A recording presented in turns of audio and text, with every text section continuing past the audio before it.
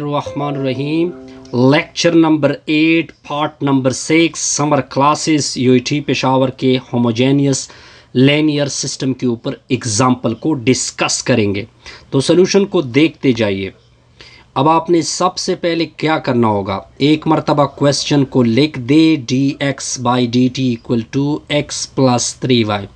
Suppose this is called equation number 1। दूसरी equation का नाम रख दे dy/dt equal to 5x plus 3y। This is called equation number 2। अब आपने पहले इसका मैट्रिक्स फॉर्म बनाना होगा। दोबारा रिपीट कर रहा हूँ, स्टेप नंबर 1 आपका ये होगा कि इसका मैट्रिक्स फॉर्म बना लो। जब आप इसको सॉल्व करते हैं तो पहले क्या बनाते हैं, मैट्रिक्स फॉर्म। मैट्रिक्स फॉर्म ये होता है कि इन दोनों को आपने इस तरह कॉलम में छोड़ना होगा, dx/dt और dy/dt। ठीक हो गया यहाँ तक। और इसका दूसरा साइड भी मैट्रिक्स में आएगा। क्या होगा सर, x प्लस 3y और फिर क्या होगा 5x प्लस 3y।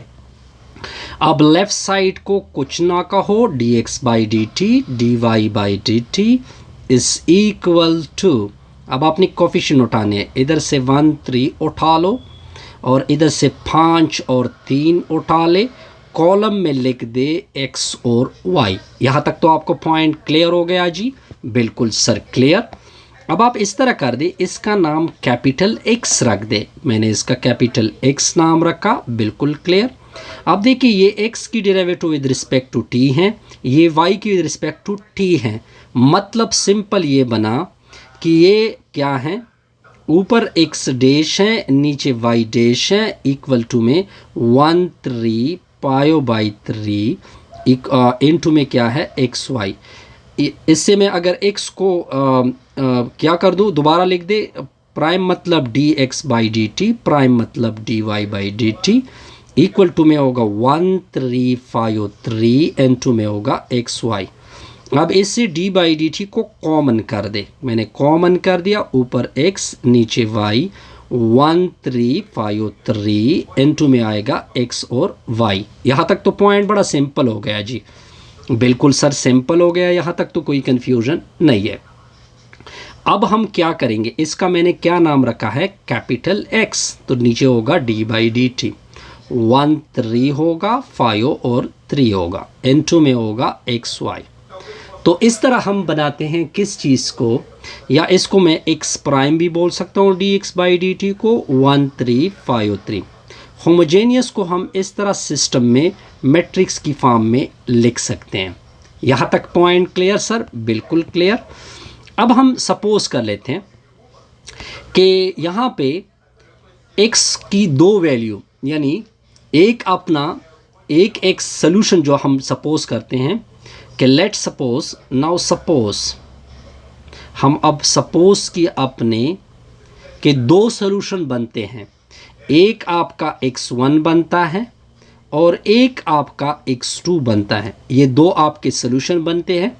मान लो कि एक सोल्यूशन, ये हमने अपनी तरफ से सपोज किया, एक सोल्यूशन e⁻⁻2t है, एक सोल्यूशन -e⁻⁻2t है। दूसरा सोल्यूशन मैंने कंसीडर कर दिया 3e⁻6t हो गया। नेक्स्ट जो सोल्यूशन मैंने कंसीडर किया e⁻6t हो गया। अब आप कहोगे कि सर इसकी सोल्यूशन, ये किस तरह सोल्यूशन बनती है। अब आपने इसका x प्राइम लेना है, तो x प्राइम ले लेते हैं। इसकी डेरिवेटिव, ये इसका -2 आगे आएगा, e⁻⁻2, इसका -2 इस माइनस के साथ प्लस हो जाएगा, e⁻⁻2t। ये आपका x1 आ गया। यहाँ तक तो पॉइंट बड़ा सिंपल हो गया। अब x2 की भी डेरिवेटिव ले लो, तो ये 6 इसके साथ मल्टीप्लाइड होगा, डेरिवेटिव इसकी इस तरह आती है 18e⁻16, ये इसके साथ मल्टीप्लाइड होगा 30e⁻6t। यहाँ तक क्लियर जी? बिल्कुल सर क्लियर। अब हम क्या करेंगे, अब हम प्रॉपर इस साइड को उठा लेंगे। मान लो इसको मैंने a कंसीडर कर दिया, यानी a पहले x1, इसकी जगह x पुट होगा, मतलब x1। a की वैल्यू क्या है 1 3 5 3, साथ में x1 क्या है, x1 की वैल्यू e⁻⁻2 x1 की वैल्यू क्या है, x1 की वैल्यू है e⁻⁻2t, ये x1 हो गया। और साथ में प्रोडक्ट में क्या होगा minus e power minus 2t। अब अगर मैं आपको मल्टीप्लिकेशन मैट्रिक्स का कर सकते हैं फर्स्ट रो फर्स्ट कॉलम के साथ, फिर फर्स्ट रो फर्स्ट कॉलम के साथ मल्टीप्लिकेशन, तो आपके लिए कोई मुश्किल नहीं है। तो मेरा रिज़ल्ट हो जाएगा माइनस 2 ई पावर माइनस टी। दूसरा रिज़ल्ट मेरा हो जाएगा 2 ई पावर माइनस 2। अब अगर आप इसको देखें, ये x1 डैश के बराबर आ गया, तो इसका मतलब ये बना कि x1 डैश बराबर है ax1 के। तो ये हमारा क्या बनेगा सॉल्यूशन। सिमिलरली अगर आप क्या कर दे ax2 भी कर दे, यानी a की वैल्यू क्या पुट करोगे 1353, साथ में x2 पुट होगा। अब अगर आप इसको कैलकुलेट करोगे तो आपका रिज़ल्ट क्या होने वाला है, इसका रिज़ल्ट हो जाएगा 18 ई पावर 60 डिवाइड में 30 ई पावर 60। ये आपका क्या आएगा x2 डैश आएगा, यानी x2 dash equal to ax2। तो हमने सिंपल ये मतलब बना कि जो dx बाई dt था ऊपर होमोजेनियस था ax का, ये बिल्कुल क्लियरली सेटिस्फाइड हो रहा है। क्लियरली क्या हो रहा है सेटिस्फाइड। किस से सेटिस्फाइड हो रहा है, जो दो हमने x1 और x2 लिए थे। तो ये दोनों इस होमोजेनियस इक्वेशन के क्या बनेंगे सॉल्यूशन बनेंगे। सिंपल हो गया ना सर, बिल्कुल सिंपल। अब आगे देखते जाइए, अब आप देखते जाइए। अब मैं एक यहाँ पे इम्पॉर्टेंट नोट दे रहा हूँ। फिर अब देखिए आपका x1 एंड x2 आपके दोनों क्या बन रहे थे सॉल्यूशन बन रहे थे, क्योंकि वो dx बाई dt के रिज़ल्ट को किसके बराबर कर रहा था ax के बराबर कर रहा था। x1 भी कर रहा था, आपने चेक किया था कि x1 बाई dt ये बराबर था ax1 के। सिमिलरली ax2 भी आपको सॉल्यूशन बराबर कर रहा था। अब मैं नोट क्या कर रहा हूँ, अब अगर मैं इन दोनों का इस तरह आप w ले ले, इधर x1 पुट कर दे, इधर x2 पुट कर दे, इसका मतलब मैं डिटर्मिनेंट ले रहा हूँ। क्या ले रहा हूँ डिटर्मिनेंट। ये आपका x1 है, क्या है x1 है। तो x1 का कॉलम क्या था आपको याद होगा minus 2t minus e power minus 2t। x2 का कॉलम क्या था 3 ई पावर 60 और नेक्स्ट वैल्यू क्या थी 5 ई पावर 60। अब अगर मैं इसका डिटर्मिनेंट ले लूँ तो इसका ये दोनों आपस में मल्टीप्लाइड दरमियान में माइनस, ये दोनों आपस में मल्टीप्लाइड दरमियान में माइनस, तो रिज़ल्ट होगा 8 ई पावर 40। क्या ये ज़ीरो के बराबर है? नो सर, ज़ीरो के बराबर नहीं है। तो हम इधर नोट क्या कर रहे हैं, हेंस वी नोट जब ये डिटर्मिनेंट ये वाला डिटर्मिनेंट ज़ीरो के बराबर नहीं होगा तो आप लिखोगे कि x1 इन x2 और लीनियरली इंडिपेंडेंट क्या होंगे इंडिपेंडेंट होंगे। तब क्या करेंगे जब ये लीनियरली इंडिपेंडेंट होंगे तब मैं क्या कर सकता हूँ, तब मैं इम्प्लाइज कर सकता हूँ कि x को मैं लिख सकता हूँ x1 कुछ c मल्टीप्लाइड करो यानी c1, फिर लिख दो x2 कुछ c मल्टीप्लाइड करोगी यानी c2। अब ये जर्नल सॉल्यूशन बनता है, लेकिन आपने ये केस मस्ट नोट करना है। जर्नल सॉल्यूशन आप तब लिख सकते हो कि अगर डिटर्मिनेंट का रिजल्ट ज़ीरो के बराबर ना आ जाए, तब x1 और x2 लीनियरली इंडिपेंडेंट होते हैं। जब ये लीनियरली इंडिपेंडेंट होते हैं तब आप इनको कांस्टेंट के साथ मल्टीप्लाइड करो और आपस में प्लस करो, तब ये क्या बन सकते हैं सॉल्यूशन को यानी सॉल्यूशन बन सकते हैं। अब हम क्या करते हैं, x अपनी जगह c1 अपनी जगह, x1 की वैल्यू का तो आपको पता है e पावर माइनस 2t और नेक्स्ट वैल्यू क्या है minus e power minus 2t plus c2 अपनी जगह, x2 की वैल्यू प्लग कर दो 3 ई पावर 60, नीचे क्या है 5 ई पावर 60। अब मैं क्या कर रहा हूँ, इस मैट्रिक्स से पूरा ये चीज़ कॉमन करते हैं। तो मैंने कॉमन किया, ऊपर 1 बचा, नीचे -1 ई पावर माइनस 2t। इस तरह आगे लिख दो। इससे मैं ई पावर 60 को कॉमन कर रहा हूँ, 3 5 ई पावर 60। यहाँ तक तो पॉइंट आपको बड़ा सिंपल हो गया, यानी इसके लिखने का कुछ ये तरीका भी हो सकता है। ठीक है जी। अब मैं क्या करूँगा, अब मैं कुछ आपको नोट दूंगा, नोट। तो वो नोट आपने नोट करने हैं। वो नोट है क्या, सबसे पहला नोट अब देखें x1 पॉइंट नंबर 1 मैं डिस्कस कर रहा हूँ। देखिए x1 x2 ये सोल्यूशन थे। अब आप कहोगे कि सोल्यूशन थे, किसके सोल्यूशन थे? dx by dt is equal to ax के। ठीक हो गया।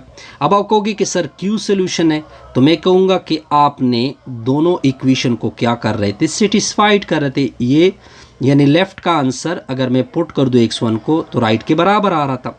सिमिलरली अगर मैं इसी तरह इसी इक्वेशन में x की जगह x2 पुट कर दूँ, यानी dx2 बाई dt बराबर आ रहा था ax2 के, तो x1 भी सोल्यूशन बना, x2 भी सोल्यूशन बना।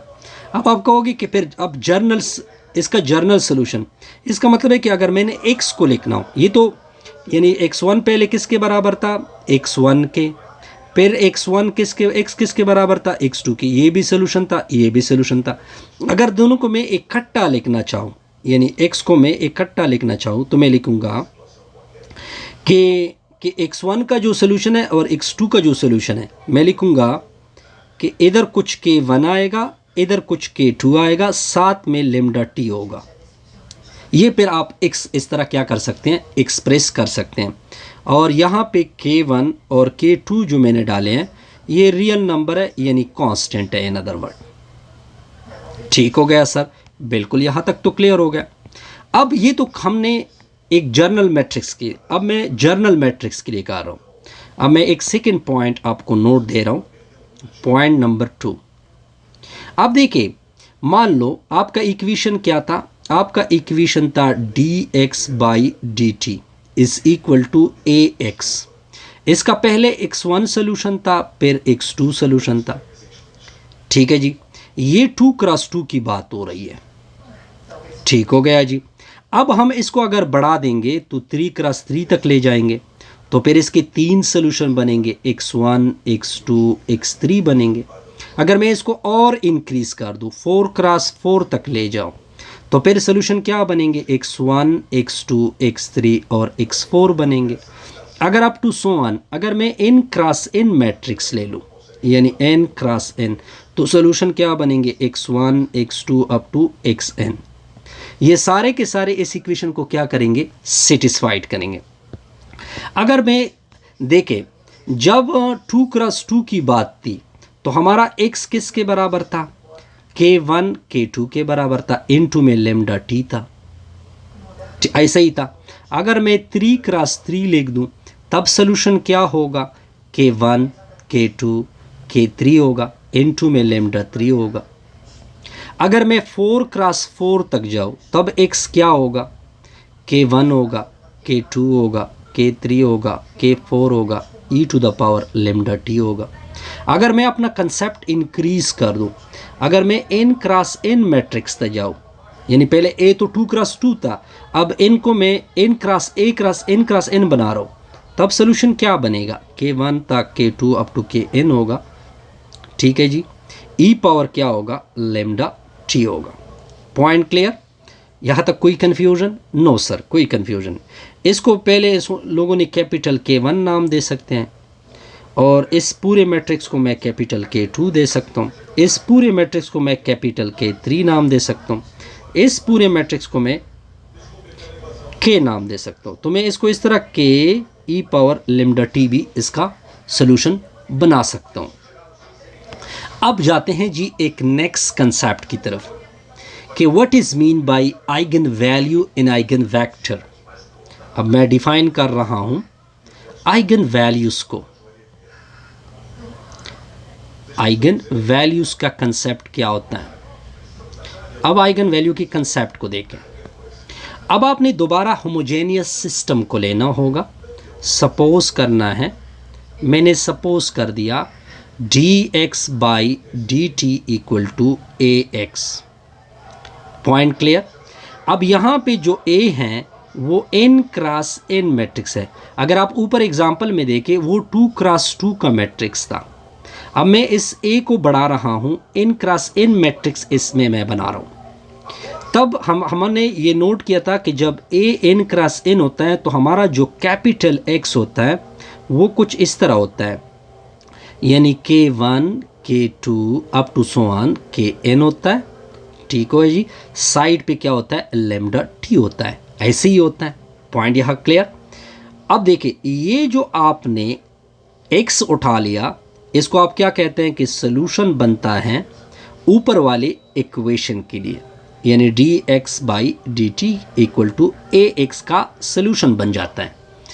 अब आपने क्या कहा था, अगर मैं इस x को पुट कर दूं, अगर मैं इस इक्वेशन को ले लूं, अब आप देखें dx/dt को छोड़ दो, छोड़ दिया, ठीक है जी। अब a को, अब देखें, अब यहाँ पे नोट करने वाली बात क्या है कि इस a के लिए आपका पूरा मैट्रिक्स ये आ गया, यानी K1 K2 up to so on Kn आ गया, ठीक है जी। यहाँ तक क्लियर। और x की वैल्यू हमने क्या ली थी, यानी lambda e power lambda t आ गई। यहाँ तक क्लियर। अब आप देखें, अब अगर आप देखें यहाँ पे जो लेमडा आ गया, तो चलो इस कंसेप्ट को मैं दोबारा, क्योंकि ये इंपॉर्टेंट कंसेप्ट है, ताकि हम सही तरह से इसको डिस्कस करें। नेक्स्ट वीडियो में मैं इसको प्रॉपर डिस्कस कर लेता हूँ।